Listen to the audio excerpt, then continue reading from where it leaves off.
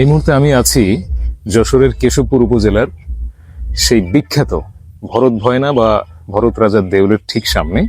প্রায় 1800 বছরের পুরনো একটি স্থাপনা, একটি ঐতিহ্য এবং ইতিহাস জড়িত রয়েছে এর সাথে। প্রায় 1800 বছর পূর্বে ভরত রাজা নামে একজন ব্যক্তি এই মহান একটা স্থাপনা বা কীর্তি তার বলা যায়। তো সকালবেলায় বাসা থেকে বেরিয়েছি এই অসাধারণ স্থাপনা, যেটি বাংলাদেশ প্রত্নতাত্ত্বিক অধিদপ্তরের আওতাভুক্ত রয়েছে। এখানে এসেছি একটু দেখার জন্য, জানার জন্য, ইতিহাসটাকে কাছ থেকে ফিল করার জন্য। এবং আমার মতো আরো অনেক দর্শনার্থী এখানে বিভিন্ন সময়ে ঘুরতে আসেন, দেখতে আসেন, ইতিহাসকে কাছ থেকে জানতে আসেন। তো বাংলাদেশের প্রতিটা ইতিহাস, ঐতিহ্য, এই ধরনের পুরাকীর্তি স্থানগুলোকে সঠিকভাবে রক্ষণাবেক্ষণ করা প্রয়োজন, সেটা আমি মনে করি এবং মনে প্রাণে বিশ্বাস করি।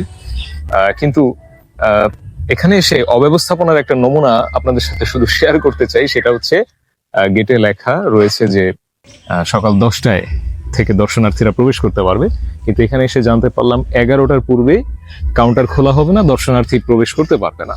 সেটা আমার কাছে একটা অব্যবস্থাপনা মনে হয়েছে, যেটা আপনাদের সাথে আমি শেয়ার করলাম। যে বাংলাদেশের ইতিহাস ঐতিহ্যকে সঠিকভাবে রক্ষণাবেক্ষণ করতে গিয়ে এত বেশি হার্ড অ্যান্ড ফাস্ট রুলস আমরা করে না ফেলি, এটা আমার অনুরোধ, যাতে করে দর্শনার্থীরা এসে হতাশ মনে ফিরে যেতে হয়, কিছু দেখতে, শিখতে বা জানতে না পেরে তাদেরকে বরং ফিরে চলে যেতে হয়। এত বেশি হার্ড অ্যান্ড ফাস্ট রুলসের হয়তো বা প্রয়োজন নেই, বাকিটা কর্তৃপক্ষ হয়তো বা ভালো বুঝবেন।